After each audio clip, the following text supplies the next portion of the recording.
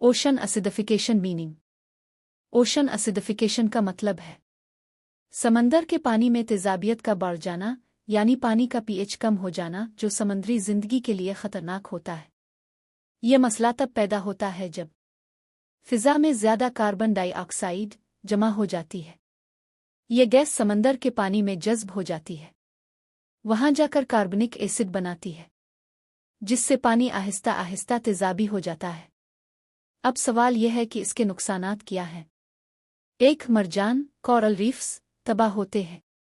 मरजान समंदर की खूबसूरती और जिंदगी का मरकज होते हैं, मगर तेजाबियत से उनकी हड्डियां नरम हो जाती हैं और वो मर जाते हैं।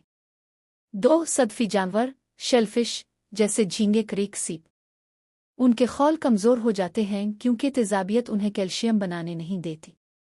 3. मछलियों के निज़ाम तनफ़ुस पर बुरा असर पड़ता है, उनका सांस लेना और जिंदा रहना मुश्किल हो जाता है।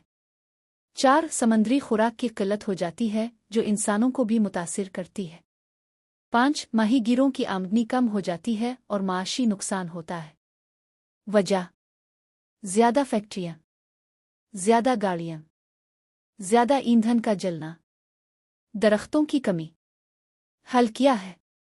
कार्बन गैसों को कम करें, दरख्त लगाएं, साफ तवानाई इस्तेमाल करें, समंदरी माहौलियाती निज़ाम को महफूज बनाएं।